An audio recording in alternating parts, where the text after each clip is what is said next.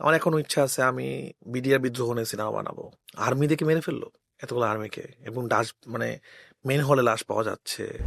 আমি dark theme নিয়ে আমাদের একটা প্রশ্ন ছিল, যে গল্পগুলো বেসিক্যালি আপনি ওটিটিতে আনছেন। বাংলাদেশে তো ধরেন একদম মেইন ওটিটি সিনেমা না হলে জিনিসটা তো মেইন স্ট্রিমিং।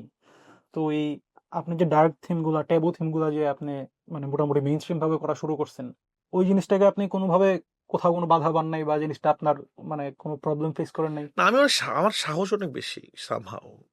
আমি ভয় পাই না। আমি ভয় পাইলে আমি আসলে খাঁচা ভিতর অচিম্পাকে বানাইতাম না। আমি ভয় পাইলে জানোয়ার বানাইতাম না। আমি ভয় পেলে ফ্রাইডে বানাইতাম না, বা মিন্নিকে নিয়ে সিনেমা পড়ার মানিতাম না, কারণ ওরা তো তখনকার পাওয়ারফুল ছিল। আমার এখনো ইচ্ছা আছে আমি বিডিআর বিদ্রোহ নিয়ে সিনেমা বানাবো। এটা আমাকে অনেক শকিং করছিল যে একটা দেশের আর্মি দেখে মেরে ফেললো এতগুলো আর্মিকে, এবং লাশ মেন হলে লাশ পাওয়া যাচ্ছে।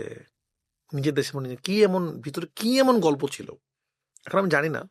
যখন আরো বের হবে আমার ইচ্ছা আছে বানানোর। আমি বাই দ্য ওয়ে রাইফাস পাবলিকে পড়ছি, সো আমাদের জাস্ট ছুটি ছিল। লাশ বের হচ্ছে, কবর গণকবর, পুরো যুদ্ধের মতো অবস্থা। আমি অমীমাংসিত বানাইছি আমার মতো করে।